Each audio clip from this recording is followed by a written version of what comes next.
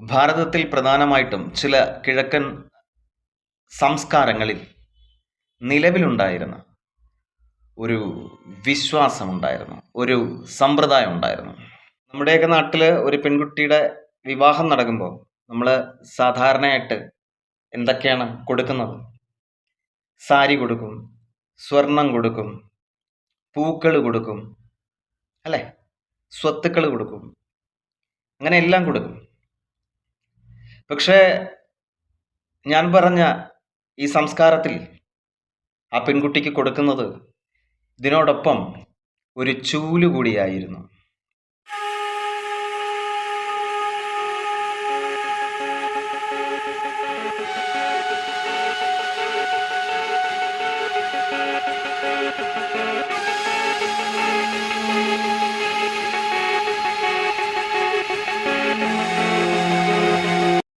നമസ്തേ, രുദ്രധാര. നമ്മളെന്ത് പറയുന്നത് ചൂലിൻ്റെ വിശേഷമാണ് കേട്ടോ. അതെന്തുകൊണ്ടാണ് പറയാൻ കാരണമെന്നുള്ളത് നിങ്ങൾക്ക് അറിയാതിരിക്കും, കുറച്ചു പേർക്കെങ്കിലും അറിയാമായിരിക്കും. സുനന്ദയുടെ കഥ, ഒപ്പം ശന്തനുവിൻ്റെയും.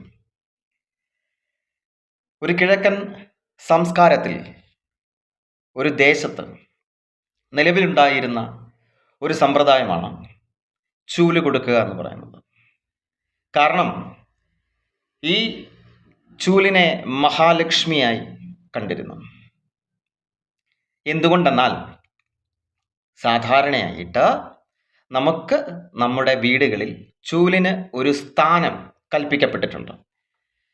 ശന്തനുവിൻ്റെ കഥയിൽ അയാളൊരു പാവം ബ്രാഹ്മണനായിരുന്നു. പ്രത്യേകിച്ച് വലിയ സമ്പത്തോ മറ്റു കാര്യങ്ങളോ ഒന്നുമില്ലാത്തൊരു വ്യക്തി. അദ്ദേഹം വിവാഹം കഴിക്കുന്നത് ഒരു വലിയ ധനികന്റെ മകളെയാണ്, സുനന്ദ. സുനന്ദയെ വിവാഹം കഴിക്കുമ്പോൾ സുനന്ദയുടെ വീട്ടുകാർ സുനന്ദയ്ക്കൊരു ചൂൽ കൂടി കൊടുക്കും. പക്ഷേ സുനന്ദ അതൊരിക്കലും ഉപയോഗിച്ചിട്ടില്ല. പിന്നീട് സുനന്ദയുടെ വീട്ടിൽ ദാരിദ്ര്യം കളിയാടാൻ തുടങ്ങി. എന്ത് ചെയ്താലും ശരിയാകുന്നില്ല, ആ ഒരു സിസ്റ്റത്തിലേക്ക് പോയി. എന്നാൽ സുനന്ദയുടെ അച്ഛൻ ഭയങ്കര സമ്പന്നനായതുകൊണ്ട് നിരവധി പൈസകൾ ഇങ്ങനെ സുനന്ദയ്ക്കും ഭർത്താവിനും ഒക്കെ കൊടുത്തു. പല ബിസിനസ്സും നടത്തി, എല്ലാം പോയി, നശിച്ചു. അങ്ങനെ എല്ലാം നശിച്ചു നിൽക്കുന്ന സമയത്തും ഇവരുടെ വീടിൻ്റെ മുന്നിൽ ഒരു സന്യാസി വന്ന് കൈ കൂപ്പി തൊഴുമായിരുന്നു. എന്തിനെ നോക്കി? ചൂലിനെ നോക്കി. പക്ഷെ അത് സന്യാസി എന്ന് പറയുന്നത് മഹാവിഷ്ണുവിൻ്റെ ഒരു ഓർമ്മപ്പെടുത്തലായിരുന്നു എന്ന് പിന്നീട് കഥയിൽ പറയപ്പെടുന്നുണ്ട്. ഇപ്പൊ ചൂലിൻ്റെ മഹിമ എത്രത്തോളമാണ്? നമ്മുടെയൊക്കെ വീട്ടിൽ ചൂല് എന്ന് പറയുന്നത് ഉപയോഗിക്കുന്നുണ്ട്. കൂടുതലും പെൺകുട്ടികളാണ് ഇത് ഉപയോഗിക്കുന്നത്. പെൺകുട്ടികൾ ഉപയോഗിക്കണം കേട്ടോ. അതൊരു ആരോഗ്യത്തിൻ്റെ ഒരു വശം കൂടിയാണ്, അതൊരു സയൻസ് കൂടെ ഉണ്ട് അതിനകത്ത്. ആൺകുട്ടികൾ ഉപയോഗിക്കരുതെന്നല്ല, അവരും ഉപയോഗിക്കണം, ഒരു തെറ്റുമില്ല. നമ്മൾ ഉപയോഗിക്കേണ്ട ഒരു സാധനമാണത്. എന്തുകൊണ്ട് ചൂലിന് മഹാലക്ഷ്മിയുടെ ഒരു ഇത് കൊടുത്തിരിക്കുന്നു എന്ന് ചോദിച്ചു കഴിഞ്ഞാൽ, അഴുക്ക് ഉള്ളിടത്ത് നെഗറ്റീവ് എനർജി ഉണ്ടാവും. അഥവാ നമ്മൾ പറയും ജ്യേഷ്ഠ ഭഗവതി, അതുമല്ലെങ്കിൽ നെഗറ്റീവ് എനർജി എന്ന് പറയാം, മൂദേവി എന്ന് പറയാം, അതൊക്കെ ഉണ്ടാവും. അപ്പം അതിനെയൊക്കെ നീക്കം ചെയ്യാൻ മഹാദേവിക്ക് സാധിക്കും. അപ്പം അതുകൊണ്ടാണ് ആ ചൂലിന് അങ്ങനെ ഒരു സങ്കല്പം നമ്മൾ കൊടുത്തിട്ടുള്ളത്.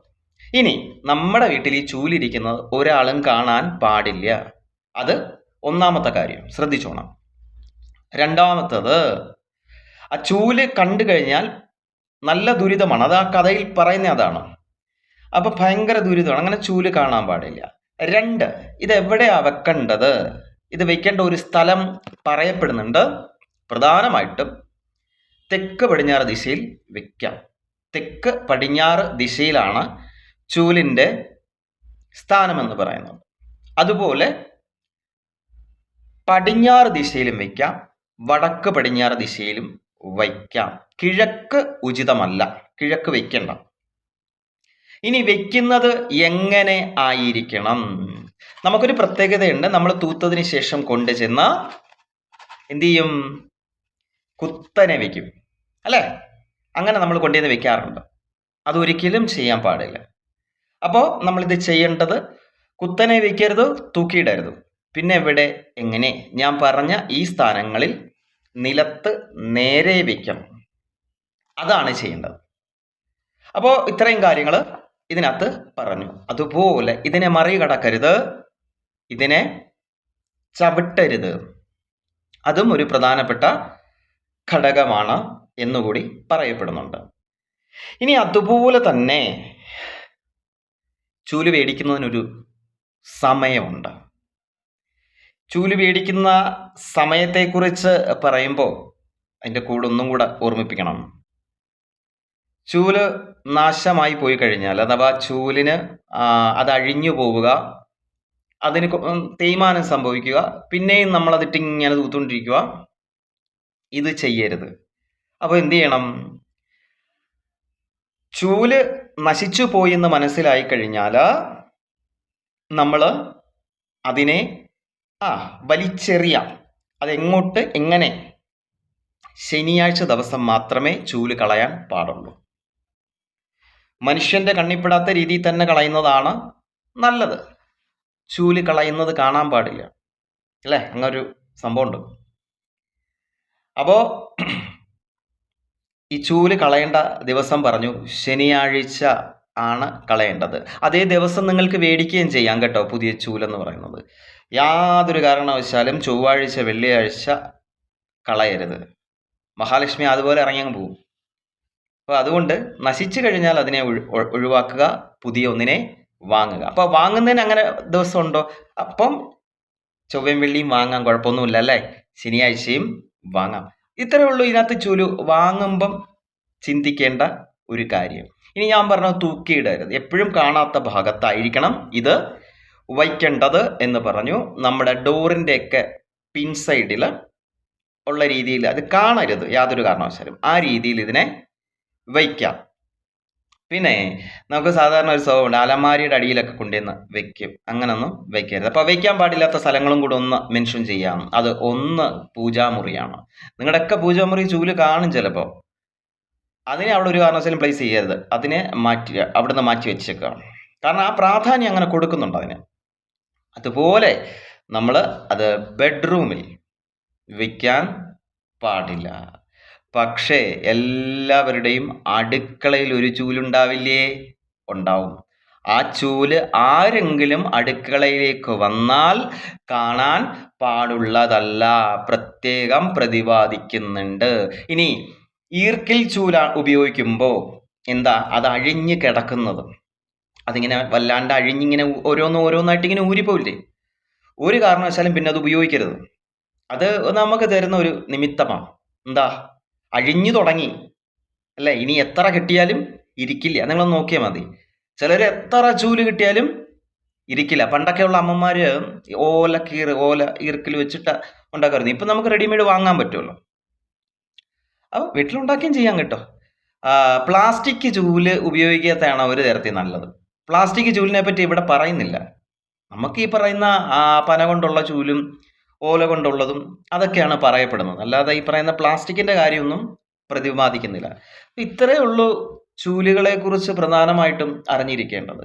നമ്മുടെ കഥയിൽ ശന്തനുവിൻ്റെ ഭാര്യയ്ക്ക് എന്താണ് തെറ്റെന്ന് മനസ്സിലായി. ഒന്ന്, അവള് ചൂല് തൊട്ടിട്ടില്ല.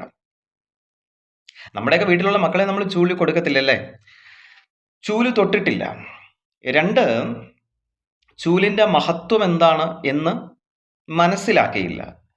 പിന്നീട് അവൾക്ക് തിരിച്ചറിവുണ്ടാവുകയും അവൾ അന്ന് ഉപേക്ഷിച്ച്, അതായത് അന്ന് അവരുടെ അച്ഛൻ അല്ലെങ്കിൽ അവരുടെ അമ്മ കൊടുത്തുവിട്ട ആ ചൂല് ഉപേക്ഷിച്ചിട്ടാണ് വന്നത്.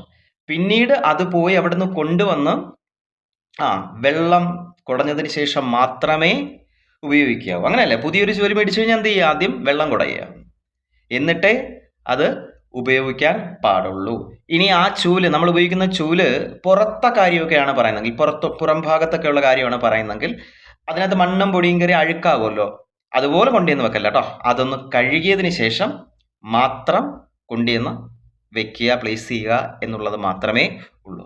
അപ്പോൾ ഇന്നത്തെ വീഡിയോയിൽ ഇത്രയും വളരെ ചെറിയൊരു ലളിതമായ കാര്യമാണ്. ഇത് മാത്രം പറഞ്ഞുകൊണ്ട് അവസാനിപ്പിക്കുകയാണ്. 2-3 ദിവസം നമ്മുടെ വീഡിയോ ഒന്നും കണ്ടില്ലല്ലോ. എന്താ, ഹെൽത്ത് ഇഷ്യൂസ് ആണോ? അപ്പോൾ അതുകൊണ്ട് നമ്മൾ പുതിയൊരു സബ്ജക്റ്റുമായിട്ട് ഇനിയും കാണാം.